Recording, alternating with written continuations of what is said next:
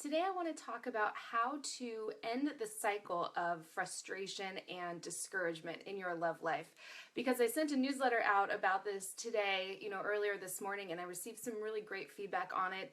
And I know just there's a lot of men and women in this situation right now, so I wanted to just do a live video really quick on this topic, for anyone who is experiencing heartbreak continually, or just, frustration and discouragement when it comes to dating and relationships, because I know it's a really common thing. I've been there myself. So what I wrote about in my newsletter is something that, spiritual teachers have just been teaching for centuries, which is, the fact that life always mirrors back to us the thoughts and feelings and beliefs that we have on the inside. So, this means that, we can never attract the right person for us, or heal the relationship we're in by talking or even thinking about how terrible things are right now. This just puts the attention and the focus on the problem rather than the solution. Just like pining after someone who isn't reciprocating your feelings deters the right person from showing up in your life and coming towards you. Very similar sort of energy going on there. So what I want to do, this is something I've talked about in other videos, is encourage you to, taking your focus off of the problem for now and focusing on something that's easy to feel good about. And if your love life isn't going the way you'd like it to at the moment, you might have to take your focus off of that subject completely. And what are some other things in your life that are just really easy to feel good about and you have fun talking about them? I know it can be really tempting to, call up your friends and family and complain about your partner or, all the dates you've been going on.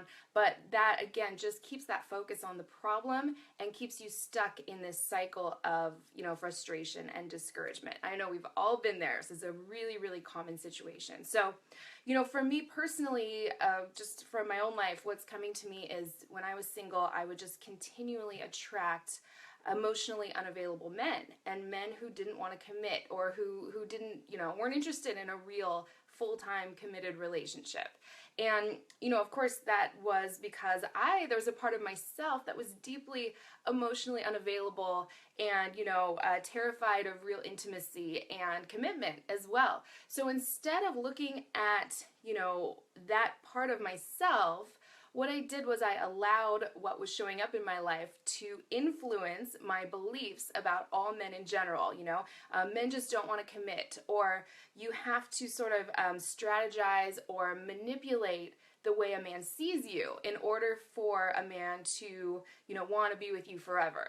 And of course, it's completely not true. It came from my own belief about a man, never wanting to commit to me personally. So that just kept me stuck in that cycle of attracting emotionally unavailable men. So I had to look within myself and heal, those parts of myself before, better and better men started showing up. So this is something I would encourage you to do as well. This is where, coaching or reading a lot about this you can start to turn some of these patterns around. So similar if you're in a relationship too, and there's one thing that's bothering you, talking about it, keeping that vibration active will just keep you stuck where you keep attracting that same experience over and over and over. So I hope this was helpful for you. If you're watching this, either live or just the recording of this, think about some things that are easy to feel good about. And likely, if you're not having success in your love life, there are going to be things that probably have nothing to do with dating and relationships.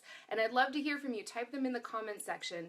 Some common things people say is like their kids or their pets, their work. For myself, when I was single, I felt like I was missing something because I sort of felt like it looked like I had it all together, but I just kept attracting the wrong kind of men. So, but had I just taken my focus off of that and looked within myself, the process probably would have happened much easier. But, looking back, I can see how things definitely unfolded the way they were supposed to. So I hope this was helpful for you. Again, this works for both men and women. I'd love to hear, how this goes for you and your experiences with some of these tools. And if this was helpful, feel free to share this video or come on over to my website, helenahartcoaching.com. I included a link to that in the title of this video, and sign up for my free report and audio training that will sign you up for my newsletters as well. And if you'd like the newsletter that this video was based on, just shoot me an email and I will forward it to you if you want some written material on this where I go a little deeper. So I hope you have a great rest of the weekend, and I love hearing from you. Good luck with all of this, and I hope to talk with you all again soon.